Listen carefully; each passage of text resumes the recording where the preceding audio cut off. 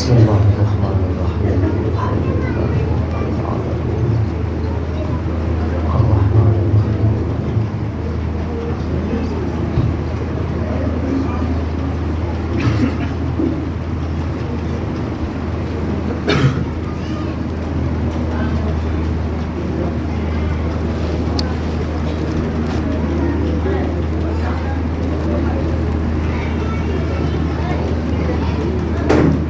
لا حول ولا قوة إلا بالله العلي العظيم. أعوذ بالله من الشيطان الرجيم. بسم الله الرحمن الرحيم. الحمد لله المعروف من غير رؤية والخالق من غير رؤية، الذي لم يزل قائما دائما أبدا، إذ لا سماء ذات أبراج ولا ليلا داج ولا بحر ساج ولا أرض ذات مهاد ولا خلق ذو اعتماد، والصلاة والسلام والتحية والإكرام على النبي الرحمة وخازن المغفرة وقائد الخير والبركة ومنقذ العباد من الهلكة، سيدنا ونبينا وشفيع ذنوبنا مولانا ومولى الكونين جد الحسن والحسين بالقاسم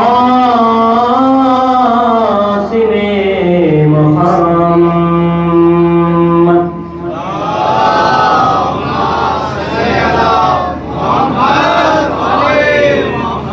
وعلى أهل بيته الطيبين الطاهرين المعصومين المظلومين المنتجبين المنتخبين،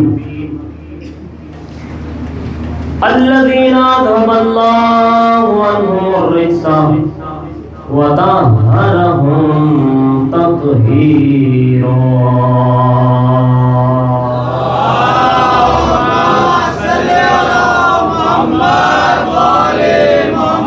ولعنة الله على أعدائهم وقتلتهم وغاصب حقوقهم ومنكر فضائلهم ومصائبهم وشجاعتهم وسخاوتهم وجلالتهم وطهارتهم وولايتهم وعظمتهم وعطشهم أجمعين من يومنا هذا إلى قيام يوم الدين.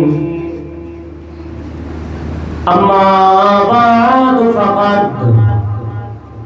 قال الإمام الحسين عليه السلام: إني لم أخرج أشرا ولا بطرا ولا مفسدا ولا ظالما، وإنما خرجت لطلب الإصلاح في أمة جدي، أريد أن أأمر بالمعروف وأنهى عن المنكر وأسير بسيرة جدي وأبي علي بن أبي طالب.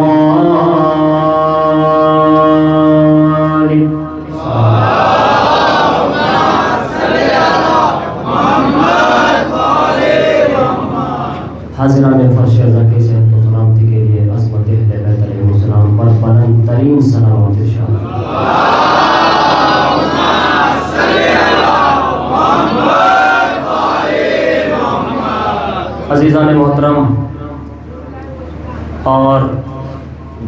بزرگان قوم و ملت، عزاداران امام مظلوم کربلا اور ماتمداران حضرت سید الشہداء، بتصدق اہل بیت علیہم الصلوۃ والسلام اور بتائید محمد و آل محمد، الحمدللہ جس عشرۂ مجالس کا آغاز آج سے 5 روز قبل ہوا تھا، آج ہم اس کے 6ٹھے مرحلے میں داخلے کی سعادت حاصل کر رہے ہیں۔ آپ کی زندہ سماعتیں اور آپ کے شاداب حافظے ان تمام باتوں کو اپنے ذہن میں سمائے ہوئے جو مجھ جیسے کچ بچ بیان اور ایک چھوٹے سے طالب علم سے اب تک آپ نے سنی ہے۔ کوشش کی جائے گی کہ انشاءاللہ جس موضوع کے تحت ہم نے گفتگو کو شروع کیا ہے، آج پھر اسی کے ذہن میں کچھ معلومات، کچھ گوشے، کچھ زاویے، کچھ نکات اور کچھ اہم باتیں آپ تک پہنچائی جائیں۔ الحمدللہ جس طرح میں روزانہ مسلسل کوشش کر رہا ہوں کہ آپ تک کچھ معلومات پہنچائی جائیں، ویسے ہی آپ کا بھی تعاون میرے ساتھ بھرپور رہا ہے، جس کے لیے میں آپ کا ممنون و مشکور ہوں۔ ہماری گفتگو کربلا رکن حیات کے عنوان پر ہو رہی ہے، اور اب تک ہم نے یہ بتانے کی کوشش کی ہے کہ امام حسین علیہ السلام نے جو اتنی بڑی قربانی پیش کی ہے اس کا ماحصل کیا ہے۔ مختلف طریقوں سے ہم نے بتانے کی کوشش کی کہ کربلا کیا ہے، کربلا کیا صرف ایک قوم و ملت کے لیے ہے، کیا کربلا کا واقعہ یا کربلا صرف اس لیے ہے کہ محرم آئے اور ہم فرش عزا بچھا کر کربلا کو یاد کریں، کربلا والوں کو یاد کریں، گریہ کریں، اس کے بعد 1 سال تک پھر بھول جائیں، پھر سال آئے پھر گریہ کریں۔ نہیں عزیزو، کربلا بھول جانے کے لیے نہیں ہے، کربلا بیدار کرنے کے لیے ہے۔ میں اپنی تقریر میں جملہ کہہ چکا ہوں پہلے کہ کربلا ہی نے تو یہ تحرک پیدا کیا ہے۔ خود معصومین فرماتے ہیں کہ امام حسین علیہ السلام کی شہادت یہ مومنین کے دلوں میں ایک حرارت پیدا کرتی ہے، اور وہ حرارت ایسی ہے کہ جو بارد یا ٹھنڈی ہونے والی نہیں ہے، یہ قیامت تک جاری اور ساری رہے گی۔ میں نے غالباً پہلی یا دوسری تقریر میں عرض کیا تھا کہ کربلا در حقیقت تمہید ہے ظہور کی، یہ تمہید ہے ظہور کی۔ جب امام آخر تشریف لائیں گے صلوات پر محمد والے،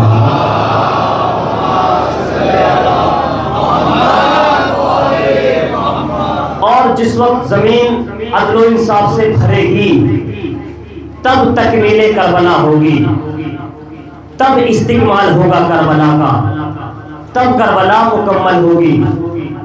کربلا موقوف ہوئی ہے، میں اس پر ایک دلیل دے کر آگے بڑھ جاتا ہوں، چونکہ کربلا ایک ایسی تحریک ہے، کربلا تہوار نہیں ہے بلکہ تحریک ہے جو 60 ہجری سے شروع ہوئی ہے اور امام کے ظہور تک جاری رہے گی، اور اس وقت تک کربلا کی یہ آواز، کربلا کی تحریک جاری اور ساری رہے گی جب تک کہ دنیا عدل و انصاف سے نہ بھر جائے۔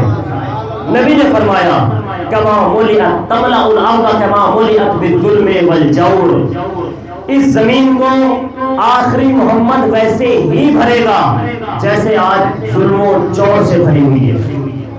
تو یہ کربلا صرف سن کر بھول جانے کا نام نہیں ہے۔ کربلا نے کس طرح سے حرارت پیدا کی ہے، کس طرح سے انقلاب برپا کیا ہے۔ میں بہت زیادہ طویل گفتگو نہ کر کے بس ایک چھوٹی سی مثال آپ کو دیتا ہوں۔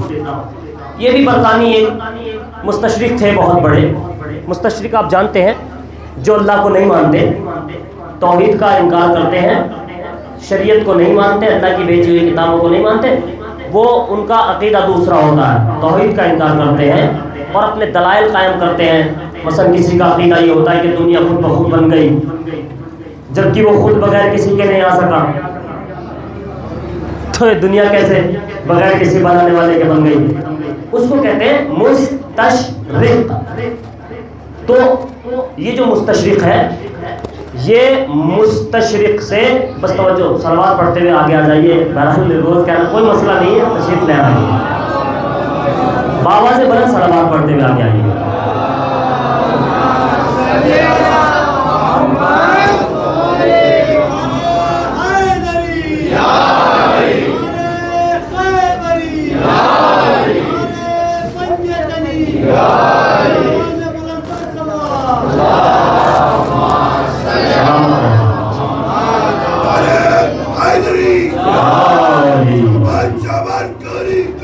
علی علی علی علی لبیک یا حسین، لبیک یا حسین، لبیک یا زہرا، لبیک یا زہرا، لبیک یا زہرا، لبیک یا زہرا. ارے صلوات بہت بلند.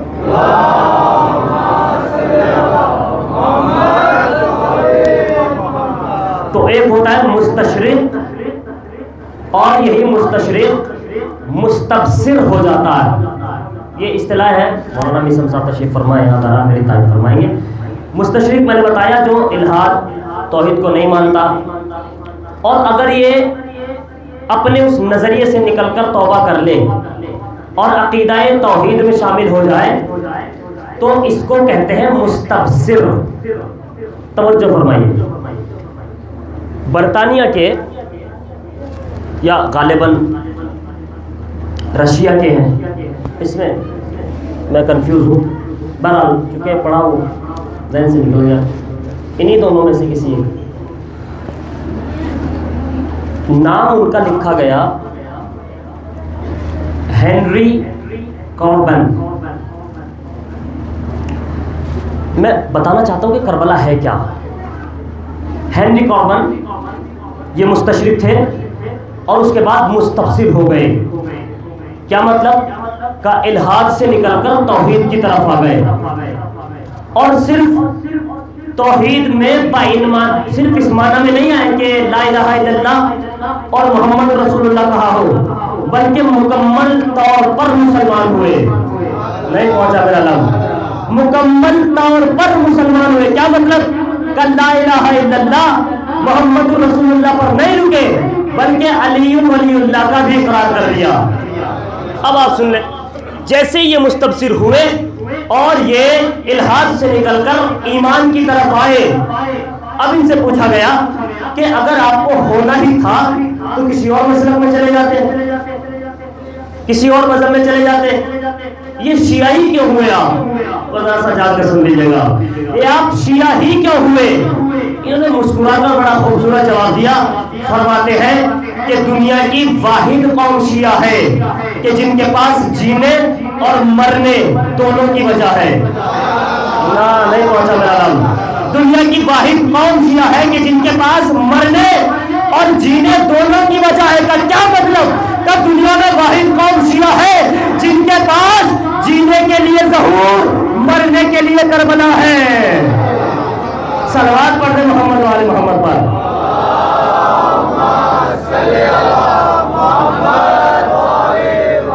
دنیا کی واحد قوم شیعہ ہے کہ جو دونوں صورتوں میں وجہ رکھتی ہے.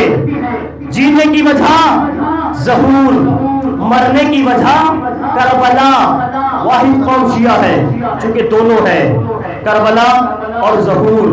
کربلا سے ظہور تک میں نے کہا یہ کربلا تمہید ہے اس کربلا کی جو ظہور کے بعد واقع ہوگی. دلیل دوں؟ آپ پوری تاریخ کربلا کو پڑھ جائیے، پوری تاریخ کربلا کو پڑھ جائیے. آپ کو ایک شخصیت ملیں گی جن کا نام ہے حضرت ابو الفضل العباس علیہ السلام.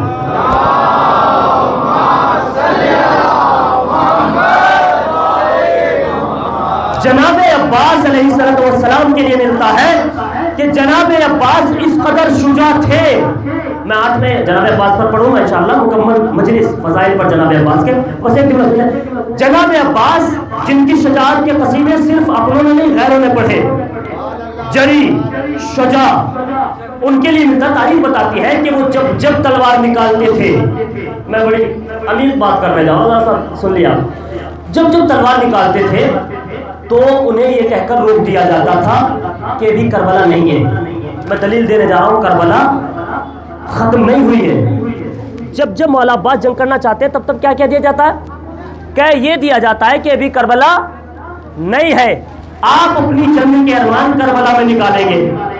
امام حسن کے لاشے پر منع کر دیا گیا. کربلا پہنچ گئے, خیام ہٹائے جانے لگے. جناب عباس کربلا پہنچ گئے, خیز آ گیا. اب امام حسین نہیں کہہ پا رہے.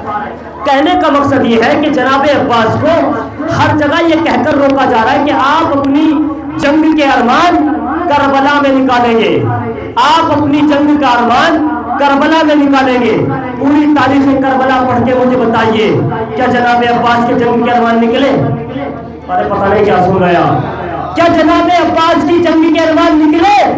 نہیں نکلے. اگر نکلے تو اس کا مطلب یہ ہے کہ صرف مصلحت نہیں ہے بلکہ کربلا موقوف ہوئی ہے, ابھی کربلا ہونا باقی ہے. جب کربلا ہوگی عباس کے ارمان نکلیں گے, کیونکہ معصوم نے کہا ہے, معصوم نے کہا ہے آپ اپنی جنگ کے ارمان کربلا میں نکالو گے. اس کا مطلب یہ کہ کربلا کی جنگ ختم نہیں ہوئی ہے, موقوف ہوئی ہے. جب بارواں آئے گا تب عباس کے ارمان نکالے جائیں گے. اس پر نہیں پڑھنا ہے, مجھے بتانا یہ ہے کہ یہ تمہید ہے, اسے بھلا نہیں دینا ہے. اور خود امام فرماتے ہیں کہ ایمان کے ظہور کی دعا, ایمان کے ظہور کی دعا کربلا والوں کی یاد لبوں پر سجا کر کیا کرو, چونکہ وہ منتقم خون حسین ہیں, انہیں قصاص کربلا لینا ہے. وہ اگر خون حسین اور اصحاب حسین کے خون کا قصاص لیں گے تو کربلا یہ تمہید ہو کر گزر گئی ہے. روایت بہار الانوار, اصول کافی اور دیگر ہماری کتابوں میں روایتیں بھری پڑی ہیں کہ ویسے ہی پلٹائے جائیں گے جیسے کربلا میں تھے. دشمنوں کو ویسے پلٹایا جائے گا اور کربلا والے بھی ویسے ہی پلٹیں گے جیسے کربلا میں تھے. تب عباس کی جنگ کے ارمان نکلیں گے. تو یہ کربلا مسلسل جاری ہے, موقوف ہو گئی, مگر ہمیں کربلا کو اپنے دل میں بسا کر چلنا ہے. میں نے کل عرض کیا تھا کربلا ہر لمحہ مشعل راہ اور راہ ہدایت ہے. کس طرح آپ کو کربلا قدم قدم پر سکھا رہی ہے. آپ اس دنیا میں آئے ہیں, آپ کو جینا کیسے ہے, آپ اس دنیا میں جی رہے ہیں, آپ کو سر اٹھا کر جینا کیسے ہے یہ کربلا نے بتایا.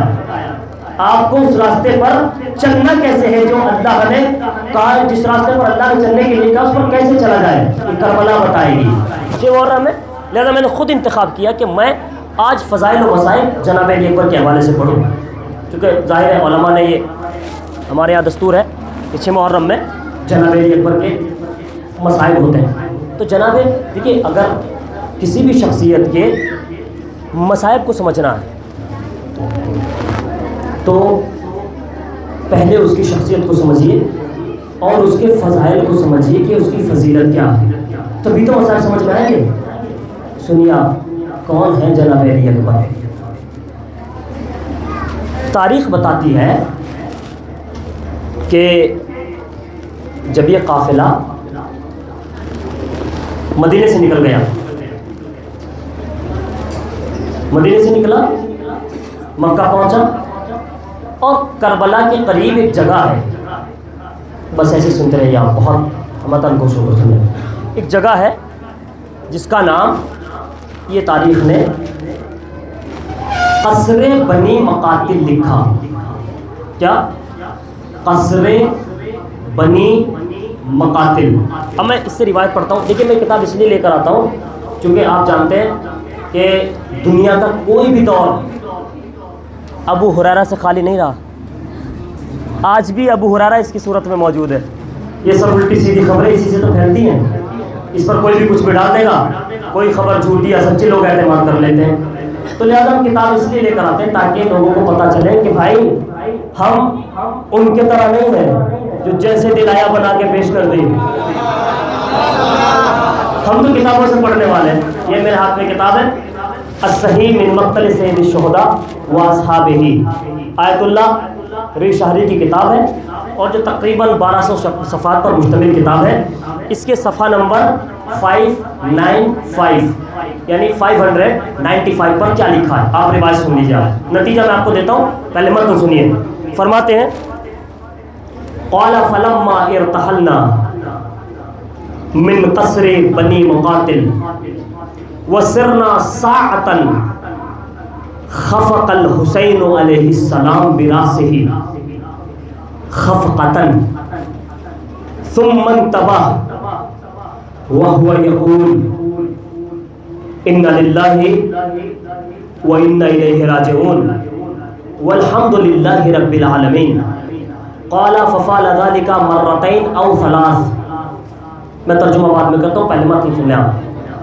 قال فأقبل إليه ابنه علي بن الحسين عليه الصلاة والسلام على فرس له فقال إنا لله وإنا إليه راجعون والحمد لله رب العالمين. یا ابتی جعلت فداک مما حمدت اللہ واسترجعت. یہ روایت میں نے پڑھی. اب اس کا ترجمہ سنیے. تاریخ بتاتی ہے کہ قافلہ قصر بنی مقاتل میں پہنچا، اور جیسے ہی وہاں قافلہ پہنچا تو فرماتے ہیں کہ امام حسین چند لمحات کے لیے وہاں رکے، آرام فرمایا، اور اس کے بعد امام اچانک اٹھے، رونا شروع کیا اور انا للہ و انا الیہ راجعون کی تلاوت کی. اور یہ عمل امام نے یعنی الحمدللہ رب العالمین اور انا للہ و انا الیہ راجعون 3 مرتبہ اس کی تکرار کی. اس کے بعد فرماتے ہیں، غالباً ہو سکتا ہے آپ نے روایت یہ مسائل میں سنی ہو، آج اس زاویے سے سن لیجئے. اس کے بعد فرماتے ہیں کہ جناب علی اکبر امام کے قریب آئے اور آ کر کہتے ہیں بابا میری جان آپ پر فدا ہو جائے، میں آپ پر قربان ہو جاؤں. یہ اس آیت کی تلاوت کرنے کا سبب کیا ہے؟ آپ بہت ہمتن گوش ہو کر سن لیں، انشاءاللہ یہ سناٹا کسی بڑے طوفان کی آمد ہے. آپ سنتے رہیے کہ بابا آپ نے یہ انا للہ و انا الیہ راجعون کی تلاوت کیوں کی ہے، کیا سبب ہے؟ امام فرماتے ہیں کہ میں چند لمحہ آرام پذیر ہوا تو میں نے دیکھا کہ قوم بہت تیزی کے ساتھ ہماری طرف بڑھ رہی ہے اور عنقریب یہ ہمیں قتل کر دے گی، یہ قوم ہمیں قتل کرنے والی ہے. اس کے بعد جناب علی اکبر فرماتے ہیں جیسے ہی جناب علی اکبر امام حسین کے قریب ہے کہ عنقریب یہ ہمیں قتل کر دے گی. دیکھیے جتنا بھی مکالمہ ہو رہا ہے یہ ہمارے لیے ہے، ان کے لیے نہیں ہے. وہ جانتے ہیں، انہیں سب پتا ہے، وہ سب جانتے ہیں ہمارے لیے مکالمہ ہو رہا ہے. اس کے بعد جناب علی اکبر کہتے ہیں قال یا ابتی لا اراک اللہ سواء السنا علی الحق قال بلا والذی الیہ مرجع العباد قال یا ابتی اذن لا نبعلی نموت محقین. جناب علی اکبر نے پوچھا بابا کیا ہم حق پر نہیں ہیں؟ توجہ، بہت توجہ. جیسے امام نے کلمات جاری کیے اور بتایا کہ یہ قوم عنقریب ہمیں قتل کرنے والی ہے تو جناب علی اکبر نے اپنے بابا سے پوچھا بابا کیا ہم حق پر نہیں ہیں، کیا ہم حق پر نہیں ہیں؟ امام نے جواب دیا بلا یا بنیا، ہاں ہاں میرے بیٹے ہم حق پر ہیں. جیسے امام کی زبان سے سنا جناب علی اکبر نے کہا اذن لا نبالی، اگر ایسا ہے تو پھر کوئی فکر نہیں، اب موت ہم پہ آ پڑے یا ہم موت پہ جا پڑے. یہ وہ ہے کہ جو کسی میدان کارزار میں اپنے قدم ہٹاتے ہی نہیں ہیں، یہ موت کا خوف تھوڑے لگتے ہیں. اب نتیجہ سن لیجیے. جناب علی اکبر نے امام حسین علیہ السلام سے جو سوال کیا ہے اے بابا کیا ہم حق پر نہیں ہیں، امام نے جواب کیا دیا بلا، ہاں میرے بیٹے ہم حق پر ہیں. سوال کس نے کیا؟ میں جواب دیجئے تھوڑا سا. کس نے کیا سوال؟ جناب علی اکبر نے. سیکھیے کربلا آپ کو کیا سکھانا چاہتی ہے، درس لیجئے کربلا سے. سوال کون کر رہا ہے؟ جناب علی اکبر. جواب کون دے رہے ہیں؟ امام مظلوم کربلا وقت کے امام سے جناب علی اکبر سوال کر رہے ہیں کہ بابا ہم حق پر نہیں ہیں. اب جناب علی اکبر نے امام حسین علیہ السلام سے پوچھا, میں پورے بھوپال سے پوچھتا ہوں, سب جواب دیجیے گا, یہ بات جناب علی اکبر جانتے تھے یا نہیں؟ تو جواب دیجیے. جناب علی اکبر نے پوچھا بابا ہم حق پر ہے یا نہیں, یہ بات جناب علی اکبر جانتے تھے یا نہیں؟ سب کا متفق علیہ, پوری کائنات میں جتنے بھی شیعہ ہیں سب کا متفق علیہ فیصلہ یہ ہوگا کہ جناب علی اکبر اس بات کو جانتے تھے. اب سوال یہ پیدا ہوتا ہے جب جانتے تھے تو پوچھا کیوں؟ ہائے ہائے کاش میری بات پہنچ جائے. جب جناب علی اکبر جانتے تھے تو پوچھا کیوں؟ جناب علی اکبر نے اس لیے پوچھا, وہ اپنے لیے نہیں ہمارے لیے پوچھنا چاہتے تھے. ارے تھوڑا سا جاگے.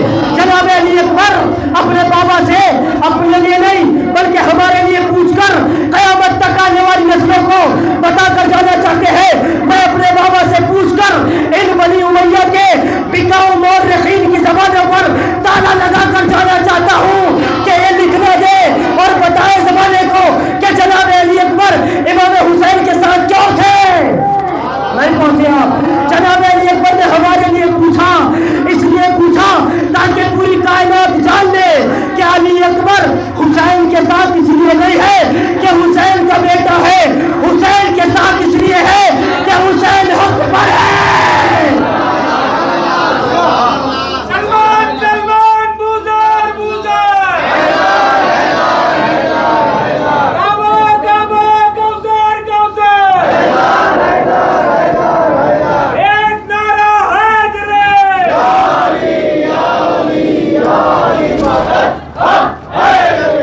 جناب علی اکبر نے پوچھا اس لیے تاکہ کل بنو امیہ کے یہ بکاؤ مورخین یہ نہ لکھ دے کہ اکبر تو حسین کا بیٹا تھا اس لیے حسین کے ساتھ چلا گیا. نہیں, جناب علی اکبر نے جھگڑا ہی ختم کر دیا کہ میں حسین کے ساتھ اس لیے نہیں ہوں کہ حسین میرا بابا ہے, جزاک اللہ, میں حسین کے ساتھ اس لیے ہوں کہ حسین حق پر ہے. جملہ سنبھالیے گا, میں حسین کے ساتھ اس لیے ہوں کہ حسین حق پر ہے. میں نہیں جانتا آج کے بعد بھوپال میں جتنے بھی ہمارے مومنین کے مقدمات ہیں کتنے مقدمے واپس ہوں گے اور کتنے ختم ہوں گے, اور کربلا کے سکے میں سارے اختلاف ختم ہو جائیں, سارے مقدمے واپس ہو جائیں, سب ختم ہو جائے, سب فساد جھگڑے ختم ہو جائیں, مگر حق تو یہ ہے کہ زمانے کو بتایا جائے کہ جناب علی اکبر اس لیے ساتھ ہیں کہ حسین حق پر ہے. اس کا مطلب یہ ہے کہ جناب علی اکبر نے قیامت تک آنے والی نسلوں کو پیغام دیا کہ رشتہ داروں کا ساتھ رشتہ داری کی بنیاد پر نہیں حق کی بنیاد پر دینا ہے. نہیں, اس لیے ساتھ نہیں دینا ہے کہ ہمارے رشتہ دار ہیں چاہے باطل پر ہو, اس لیے ساتھ نہیں دینا کہ یہ ہمارے چچا ہے. کیا ہوا اگر شراب پیتے ہیں تو چچا نہیں پہنچ رہے ہیں, اس لیے ساتھ نہیں دینا ہے. اگر کسی کے ساتھ کھڑا ہونا ہے, اگر کسی کا ساتھ دینا ہے تو بنیاد حق ہو. اگر باپ بھی غلط ہے, اگر باپ بھی غلط ہے, یہ کہہ کر دامن نہ بچاؤ ارے کیا ہوا اگر شراب پیتے ہیں, کیا ہوا چوری کرتے ہیں تو ہمارے ابا. نہیں, کربلا آپ کو یہ تھوڑے سکھاتی ہے. کربلا تو آپ کو کیا پیغام دے رہی ہے؟ ساتھ حق کی بنیاد پر دینا ہے, رشتہ داری کی نہیں. چونکہ یہ رشتہ داریاں یہاں مٹی میں مل جائیں گی. یہ رشتہ دار صرف اتنے ہیں کہ یہاں سے اٹھا کے آپ کو وہاں تک پہنچا دیں گے جہاں کوئی نہیں آتا. یہ آپ کو اٹھا کر قبر تک لے جائیں گے اور اس کے بعد یہ اپنے گھر اور آپ اپنی قبر میں. یاد رکھیے, ساتھ دینے سے پہلے غور کریے اور فکر کریے کہ ہم جس کا ساتھ دے رہے ہیں وہ حق پر ہے یا نہیں. پھر اس کے لیے کچھ بھی ہو جائے, کچھ بھی ہو جائے, ساتھ صرف اس کا دینا ہے جو حق پر ہو, باطل کا ساتھ نہیں دینا. مظلوم کے لیے کھڑے ہو جائیے. آج تو دنیا میں ماحول بنا ہوا, آپ دیکھ لیجیے, جس کے پاس 4 پیسے ہیں اسی کے پیچھے لوگ جا رہے ہیں اور لوگ اسی کو نہیں سمجھ رہے ہیں. جس نے اچھا گھر بنا لیا اسی سے مغروب ہو گئے, آگے پیچھے گھومنے لگے. کربلا آپ کو درس یہ دیتی ہے کہ کسی کے گھر کے سامنے فارچونر دیکھ کر معروف نہ ہو جانا، اسے امیر نہ سمجھ لینا، یہ 10 مالہ بلڈنگ دیکھ کر پاگل نہ ہو جانا، یہ تو بہت بڑا آدمی ہے، یہ تو بہت امیر آدمی ہے۔ امام نے امیر و غریب کا ایک امتیاز بتایا ہے، امام نے فرق بتایا ہے۔ اگر امیر اور غریب کا اپنے معاشرے میں فرق دیکھنا ہے تو اس کے دروازے پر کھڑی ہوئی گاڑیاں نہ دیکھنا، اس کے دروازے پر کھڑی ہوئی گاڑی نہیں دیکھنا، اس کا گھر نہیں دیکھنا کتنا منزلہ ہے، یہ دیکھو اس کے گھر سے اس کے بزرگ کیسے نکل رہے ہیں۔ تھوڑا سا بولے، میں سوچ رہا ہوں اصلاحی باتیں، یہ دیکھیے کہ اس کے گھر سے اس کے بزرگ کیسے نکل رہے ہیں۔ امام فرماتے ہیں کہ اگر آپ کو اپنے معاشرے میں دیکھنا ہے کہ کائنات میں سب سے بڑا امیر کون ہے تو اس کے دروازے پر دیکھو بزرگ کیسے نکل رہے ہیں۔ اگر بزرگ روتے ہوئے نکل رہے ہیں 100 گاڑیوں کے بعد بھی فقیر ہے۔ اگر بزرگ ماں باپ گھر سے پریشان ہو کر نکل رہے ہیں سمجھ لینا دنیا کا سب سے بڑا فقیر ہے۔ اگر ماں باپ گھر سے مسکراتے ہوئے نکلے ولو ٹوٹے ہوئے جھونپڑے میں رہتا ہے، کائنات کا سب سے بڑا امیر ہے۔ چونکہ اہل بیت کے یہاں معیار بڑی بڑی گاڑیاں اور بڑی بڑی بلڈنگیں نہیں ہیں، یہ تو سب چند دنوں کے لیے ہے، سب ختم ہو جانا ہے۔ یہ دیکھیے ماں باپ کی خدمت کون کر رہا ہے، والدین کی عزت کون کر رہا ہے، اپنے بڑوں کا احترام کون کر رہا ہے۔ اب بات آئی گئی تو معذرتاً پڑھنا جناب یہ پر مگر ایک جملہ پڑھ ہی دیتا ہوں۔ آج تو عجیب حال ہو گیا، واقعاً بڑا یہ دل روتا دیکھ کر۔ آپ تو ہم سے بہتر ہندوستان میں رہتے ہیں، آپ نے ہم سے زیادہ دیکھا ہوگا، عجیب حالات پیدا ہو گئے، اسے ختم کرنا ہے۔ حالات یہ پیدا ہو گئے کہ زندگی میں والدین کی خبر نہیں ہے، اور مرنے کے بعد 40 آتا تو کہتے ہیں کہ بریانی بنائیں گے، زندگی میں خبر نہیں، مرنے کے بعد کا بریانی بنائیں گے۔ میں بریانی بنوانے کا منکر نہیں ہوں، مگر یاد رکھیے مرنے کے بعد اچھا کھانا بنوانے اور کھلوانے کی اجازت اسے ہے اور حق اسے ہے جس نے زندگی میں اچھا کھلایا ہو۔ اگر زندگی میں اچھا نہیں کھلایا مرنے کے بعد کیا فائدہ بھائی؟ زندگی میں اچھا کھلائیے، جو زندگی میں اچھا کھلا رہا ہے اسی کو حق ہے کہ مرنے کے بعد اپنے والدین کے لیے جو چاہے کرے، جیسے چاہے کرے، اسے پورا حق ہے۔ زندگی میں خیال رکھنا ہے۔ تو کربلا یہ ایسے ایسے اہم نکات ہیں کہ جن پر ہمیں غور کرنا ہے، اسی کا نام تو کربلا ہے، یہی تو کربلا ہے۔ اسلام زندہ ہوتا ہے اور کربلا کے بعد کیا مطلب ہے؟ قتل حسین اصل میں مرگ یزید ہے، اسلام زندہ ہوتا ہے ہر کربلا کے بعد، کیا مطلب ہے اس مصرے کا؟ بڑا عمیق مصرع، اسلام زندہ ہوتا ہے ہر کربلا کے بعد۔ میں نے کہا نا کربلا ختم نہیں ہوئی، کربلا تو ظہور تک ہے۔ جہاں بھی دنیا میں حق کے لیے لوگ کھڑے ہو جائیں، جہاں بھی ظالم کے مقابلے پر لوگ کھڑے ہو جائیں، سمجھ لینا اسلام زندہ ہو گیا ہے۔ جہاں بھی پوری کائنات میں مظلوموں کی حمایت ہو، سمجھ لینا اسلام کو زندہ کیا جا رہا ہے، کربلا کا پیغام پہنچایا جا رہا ہے۔ اور کس طرح اپنی یونٹی اور اپنے معاشرے میں، اپنے اجتماع میں کربلا کو کس طرح سے عام کرنا ہے۔ ایک حدیث پڑھتا ہوں، نبی نے فرمایا، حضرت محمد مصطفیٰ صلی اللہ علیہ وسلم،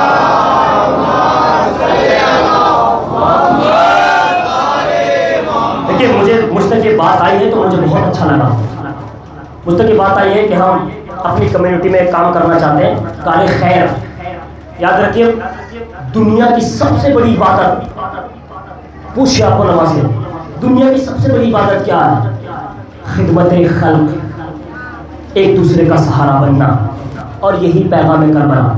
مجھ تک بات آئی تو میں 2 جملے اس پر کہہ دیتا ہوں۔ آپ لوگوں نے عزم جتایا ہے، یہ عزم کیا ہے کہ ہم اپنی کمیونٹی میں ایک ایسا عمل انجام دیں، ایک ایسا برنامہ بنائیں، ایک ایسی تحریک بنائیں کہ جس سے ہم اس طرح سے ایک گلدستے کی طرح، یہ جو قبیلہ پورا آپ کا جو ایرانی قبیلہ، یہ پورا گلدستے کی طرح ہو، یعنی سب ایک دوسرے کا سہارا بنے، سب ایک دوسرے کی مدد کریں، سب ایک دوسرے کے ساتھ مل کر رہیں۔ اللہ نے اس انسان کو اجتماع کے لیے پیدا کیا ہے اور اسے بتایا ہے کہ اجتماع میں جینا کیسے ہے۔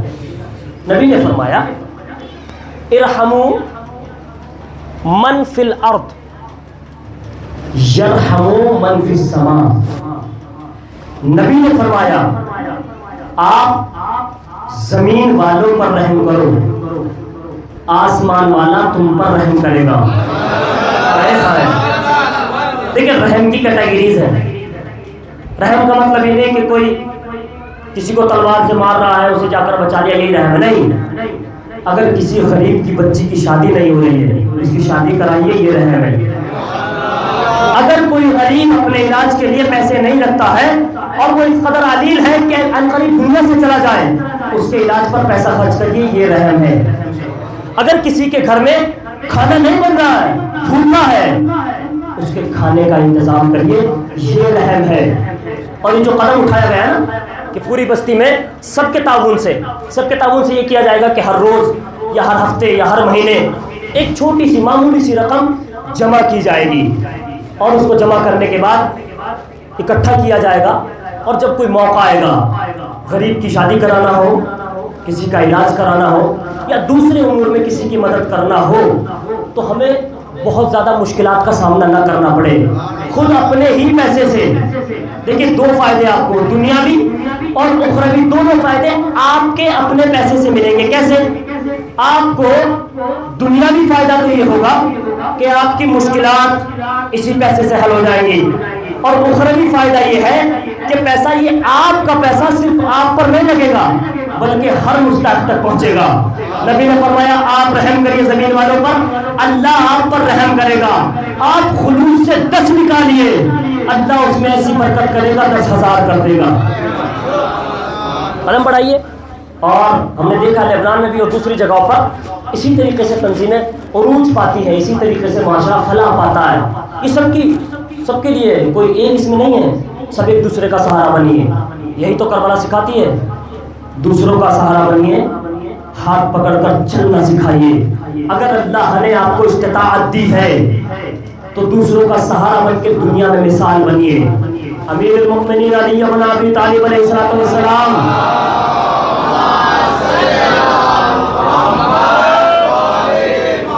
مولا فرماتے ہیں اس معاشرے میں ایسے رہو کہ اگر زندہ رہو تو لوگ تم سے ملنے کی تمنا کریں، اور اگر مر جاؤ تو لوگ تم پر گریہ کریں۔ اتنا سخت دور ہے کہ لوگ اپنوں پر نہیں روتے، اور اتنا سخت دور ہے کہ اگر کوئی کسی پر روتا ہے تو اس پر بدعت کے فتوے لگا دیتے ہیں۔ ایسے ماحول میں اس طرح زندگی گزاریے، ایسی زندگی گزاریے کہ جو آپ کو دیکھے آپ سے ملنے کی تمنا کرے۔ آپ اس دنیا سے چلے جائیں، جب آپ کا تذکرہ ہو سامنے والے کی آنکھوں میں آپ کا ذکر سن کر آنسو آ جائیں۔ یہ ہے اصل زندگی۔ امام صادق علیہ السلام فرماتے ہیں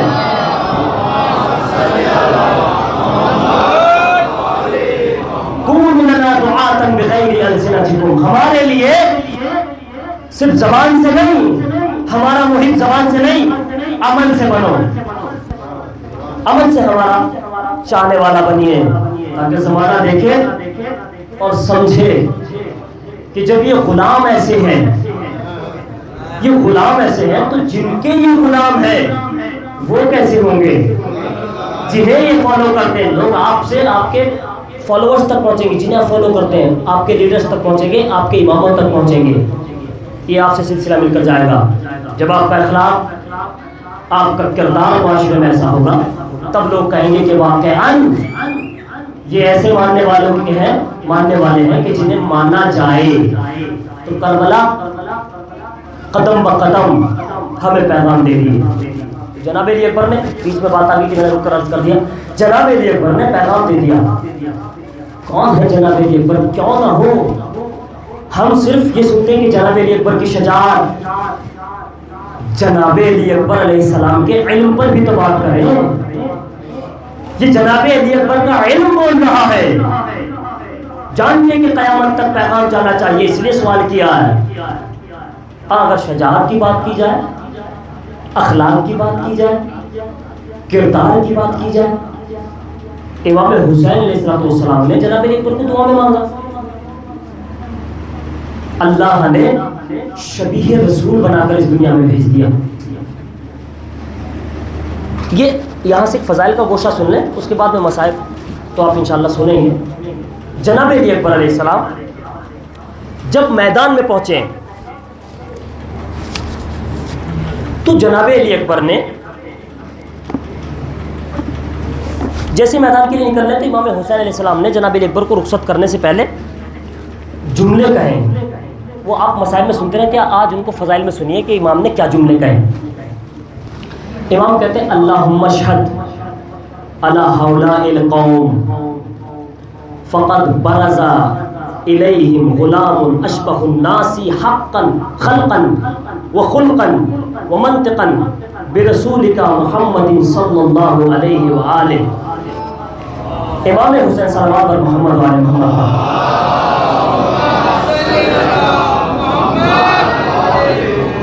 امام حسین علیہ السلام نے کہا پروردگار گواہ رہنا، میں اس قوم کی طرف اسے بھیج رہا ہوں جو خلق میں، خلق میں، صورت میں، سیرت میں محمد جیسا ہے. توجہ رکھے گا، جو مجسمہ محمد عربی ہے، جو ہر شے میں محمد عربی کی طرح ہے. اب جیسے جناب علی اکبر میدان میں پہنچے، امام حسین نے کیا کہہ کر تعارف کرایا؟ امام کہتے ہیں کہ یہ محمد جیسے ہیں، مگر جیسے ہی جناب علی اکبر میدان کارزار میں پہنچے تو جناب علی اکبر نے رجس پڑھا اور جناب علی اکبر نے اپنا تعارف کس طرح کرایا. توجہ رکھیے گا، جناب علی اکبر کہتے ہیں انا علی ابن الحسین ابن علی.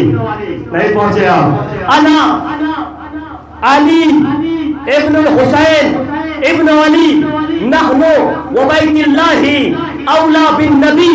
جناب علی اکبر نے کہا میں علی ابن حسین ابن علی، میں علی ابن الحسین ابن علی. حسین نے تعارف کیا کرایا؟ کہ محمد جا رہا ہے. ارے جا کے خدا کے واسطے. حسین نے تعارف کرایا محمد جا رہے ہیں. جناب علی اکبر نے تعارف کرایا میں علی ابن حسین ابن علی. کیوں جناب علی اکبر نے تعارف علی کے ذریعے سے کرایا؟ اس لیے کہ امام حسین محمد کے ذریعے سے تعارف کرا چکے تھے. کہیں یہ ظالم اس وہم میں نہ رہ جائے کہ یہ تو محمد ہے، یہ تو تلوار ہی نہیں چلاتا. نہیں پہنچ رہا. کہیں اس گمان میں نہ رہ جائے کہ یہ تو محمد ہے، یہ تو تلوار ہی نہیں چلانا جانتا. جناب علی اکبر نے کہا میں علی ہوں، محمد کی سیرت لے کر آیا ہوں، مگر قوت بازو علی کا ہوں، بن کر محمد آیا ہوں، مگر جان علی کے طرح کروں گا. کیا فرماتے ہیں اس کے بعد جناب علی اکبر کہتے ہیں اطعنکم بالرموح حتی ینسی ادرککم بالسیف احمی عن ابی.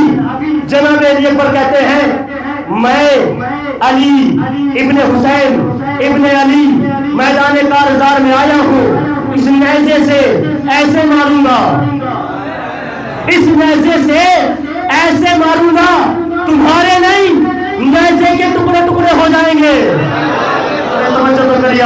تمہارے جسموں کے ساتھ ساتھ نیزوں کے ٹکڑے ہو جائیں گے. اور جناب علی اکبر نے یہ جملہ ایسے نہیں کہا، قسم کھا کر کہا ہے.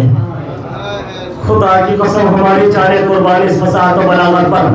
جناب علی اکبر کہتے ہیں نحن وبیت اللہ اولا بالنبی. جناب علی اکبر کہتے ہیں یہ کعبہ جس کی طرف دیکھ کر نماز پڑھتے ہو، یہ کعبہ، یہ بیت اللہ، اس کعبے کی قسم اس کائنات میں نبی کے بعد سب سے افضل ہم،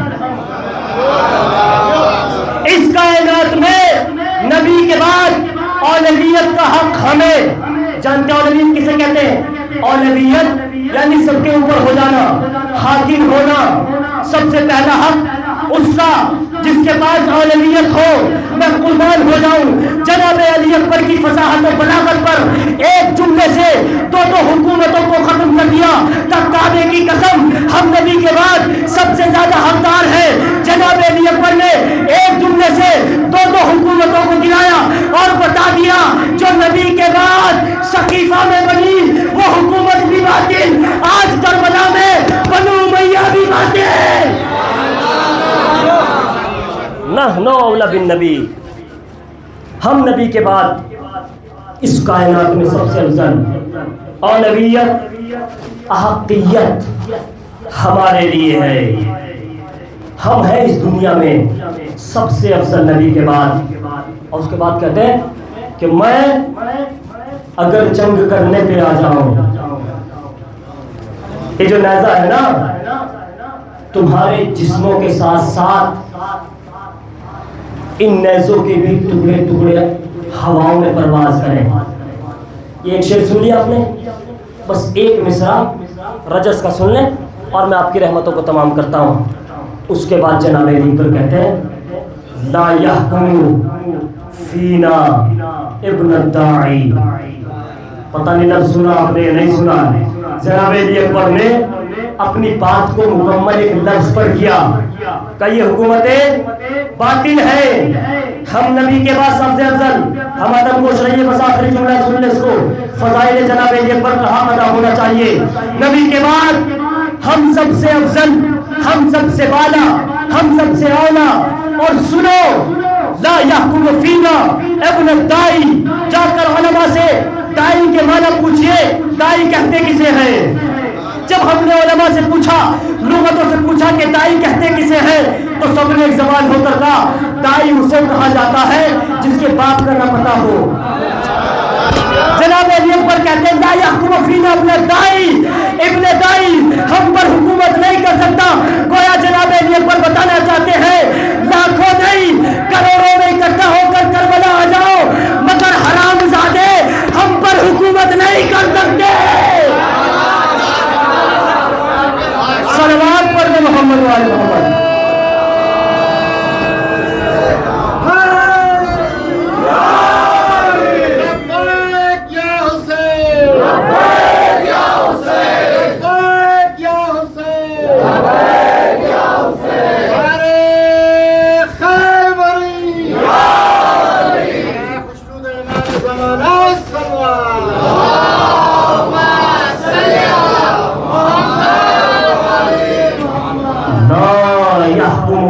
ابن الداعی،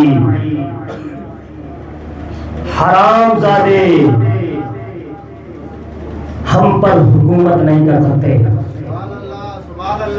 ہم اولا بالنبی ہیں، ہم ذریت نبی ہیں۔ آپ فضائل کا باب تو کھولیے، وقت ختم ہو گیا، میں نے صرف ایک گوشہ، ابھی جناب علی اکبر کے علم پر بات ہونا ہے، جناب علی اکبر کی شجاعت پر بات ہونا ہے۔ لا یحکم فینا ابن الداعی، یہ مجہول باپ کی اولادیں ہم پر حکومت نہیں کر سکتی، اور یہی وجہ ہے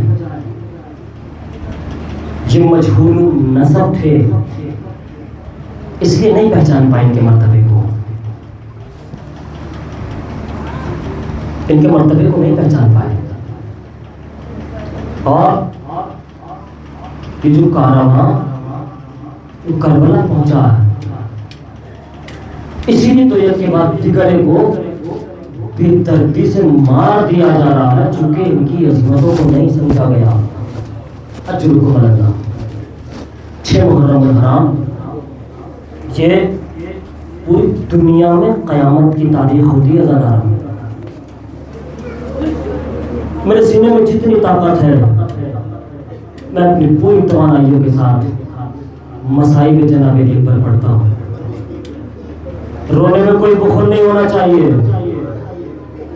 رونے میں کوئی کمی نہیں ہونی چاہیے۔ جانتے ہیں نا کون ہے علی اکبر؟ اس قوم کے لیے یہ نام ہی ہونے کے لیے کافی ہے. کون ہے علی اکبر؟ حسین کا کڑیل جوان علی اکبر. وہ علی اکبر کہ جسے زینب نے چکیاں پیس پیس کر پالا ہے. اگر زیارت الہیہ کو پڑھے تو کلیجہ پھٹ جاتا ہے. دادارو وقت کا امام کس طرح رو کر مرثیہ پڑھتا ہے. عظم اللہ اجورنا واجورکم. امام زمانہ زیارت الہیہ میں ارشاد فرماتے ہیں میرا سلام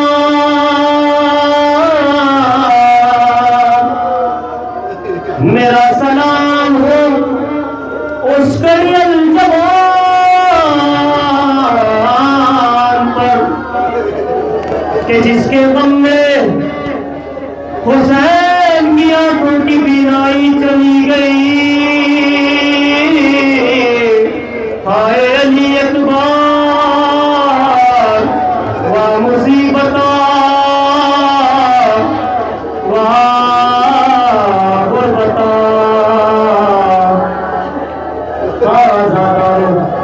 رونے میں کوئی بخل نہ ہو. جناب علی اکبر کا ماتم ہے. اے میرے مولا یہ دیکھو میری قوم کی مائیں بہنیں جناب علی اکبر کا قصہ ام لیلا کو کیسے پیش کر رہی ہے.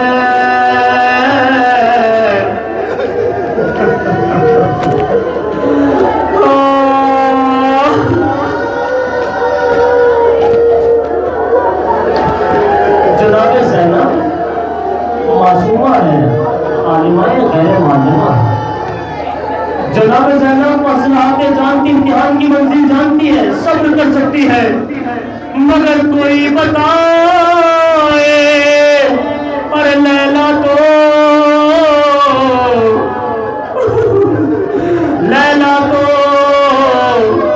باہر سے آئی ہے، کیسے برداشت کرے. بڑا سا جملہ اگر کسی بچے کے ذرا سی خراش آ رہا ہے.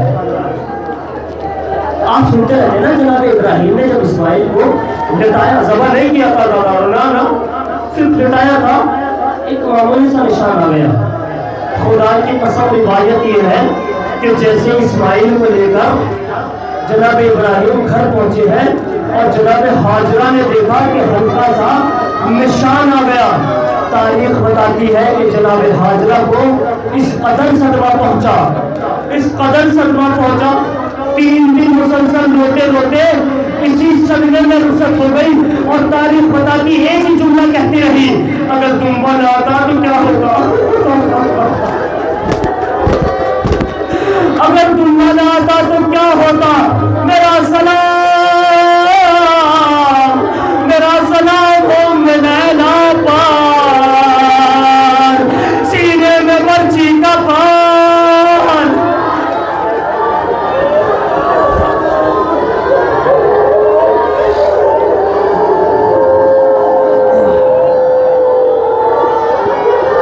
اجرکم اللہ جزاک اللہ. یہ رونے کی شب ہے، یہ ماتم کی شب ہے. نوازاداروں میں مسائل شروع کرتا ہوں. وہ گھڑی آئی حسین کا کڑیل جوان ہاتھوں کو جوڑ کر کہتا ہے بابا، اے میرے بابا اب مجھے مرنے کی اجازت دے دے. حسین کہتے بیٹا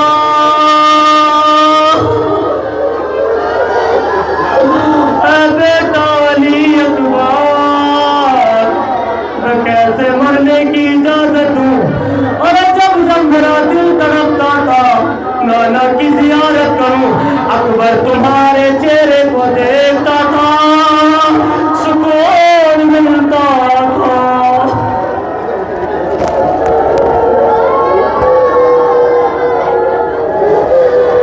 बस अल्लाह ताबूत आएगा और आप क्रिया करेंगे, आपके क्रिया अदा होगा। जज़ाकल्लाह। खुदा कोई गम न दे जनाब अली अकबर के सदक़े में, कोई गम न दे सिवाय गमे जनाब अली अकबर। तारीख बताती है कि करबला के मैदान में इमाम हुसैन ने सबको इजाज़त दी, सबको इजाज़त दी। हुसैन ने जनाब अली अकबर को सराहतन इजाज़त नहीं दी। अज़ादारों, कलेजा फट जाएगा। कभी कहते हैं ज़ैनब से जाकर इजाज़त लो, कभी कहते हैं उम्मे लैला से जाकर इजाज़त लो। मैं रुखसती नहीं पढ़ता अज़ादारों, बस मख्तल के चंद फिक्रे पढ़ता हूँ और दिल खोल कर गिरिया कर लीजिएगा। बस मैंने मुख्तसर किया तमाम रिवायात को छोड़ते हुए जनाब अली अकबर को किस तरह से इजाज़त मिली मैं नहीं जानता। ज़्यादा रोना मैं पढ़ पाऊंगा, मगर इतना ज़रूर तारीख बताती है, जैसे ही अली अकबर मैदान में चले, अरे कुछ दूर चले थे, क्या देखा, ज़ईफ़ा कमर को थामे हुए अली अकबर के पीछे पीछे आता है। अली अकबर ने लावार को घुमाया, बाबा के करीब आए, बाबा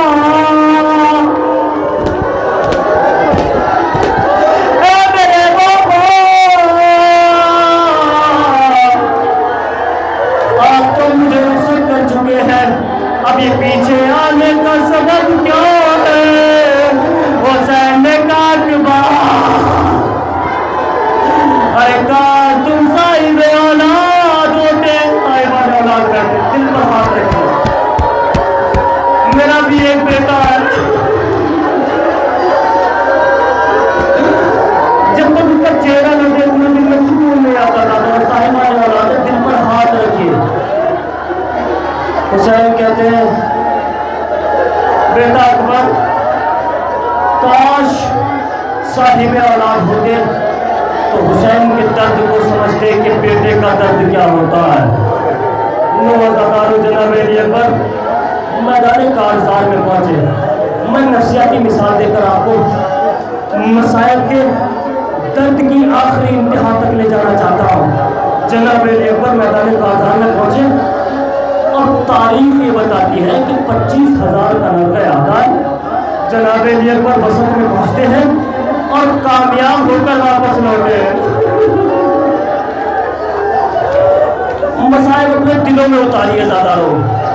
आप में किसी एक का बेटा, दिल पर हाथ रखिए, किसी एक का बेटा जो किसी फन में माहिर हो, वो कराटे जानता हो, लड़ना जानता हो, महारत जानता हो, 25 लोगों में घिर जाए और वो अपने फन के जरिए से उन पर गलबा पाकर वापस आ जाए। आप मुझे इंसाफ से बताइए कि आपका सीना कितना चौड़ा हो जाएगा? 4 लोगों में बैठकर कहोगे मेरा बेटा 25 लड़कों से अकेला लड़कर वापस आ गया है, और इस कदर खुश होगा बाप कि बेटे से बगैर मांगे कहेगा, ए बेटा अगर कोई ख्वाहिश हो तो बताओ, तुम्हारा बाप तुम्हें तोहफों से नवाजेगा। हाँ ज़ादारों, क़यामत हो गई। जनाब अली अकबर 25,000 के नरग़े आदा से वापस आए। गरीब हुसैन से सवाल ए बाबा,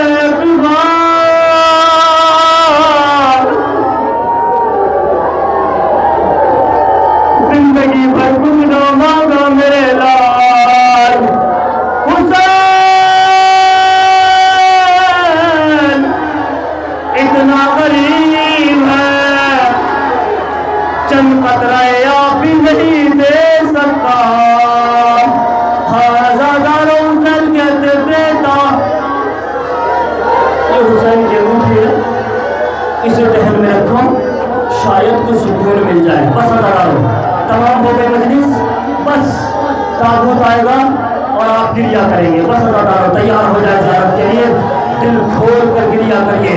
تابوت جناب علی اکبر آنے والا ہے. روایت کے فقرے ہیں, جناب علی اکبر بابا سے رخصت ہوئے, میدان کارزار میں پہنچے. حملے پر حملہ کیے جاتے ہیں. روایت نے بتایا جناب علی اکبر نے پہلے حملے میں 140 جہنمیوں کو واصل جہنم کیا.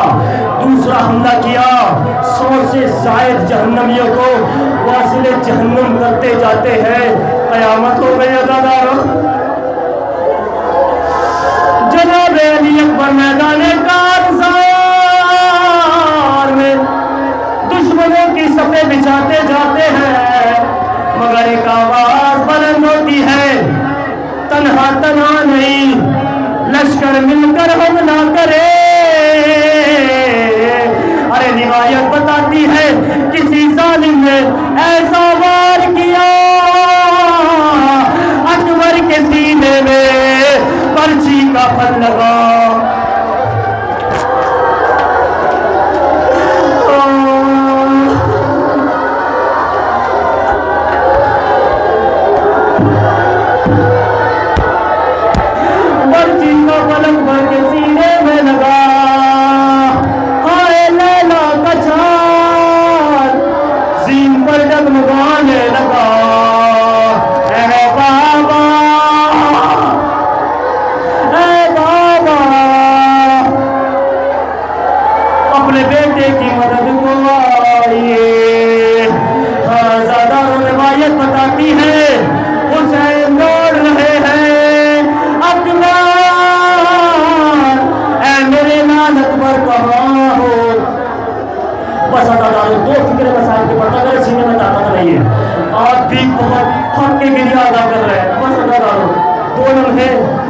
منظر دیکھے, امام حسین مظلوم کربلا بیٹے کے قریب پہنچے.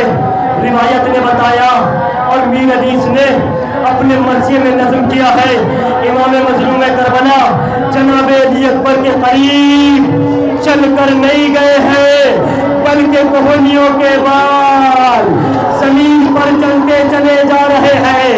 اکبر قریب پہنچے, کیا دیکھا, بیٹے نے سینے پر ہاتھ رکھا ہوا ہے. حسین نے پوچھا میرے نال,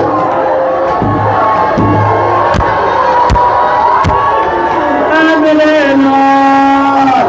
امام حسین کہتے ہیں اکبر, جس نے تمہارے سینے میں سلا ماری ہے, کیا وہ صاحب اولاد نہ تھا؟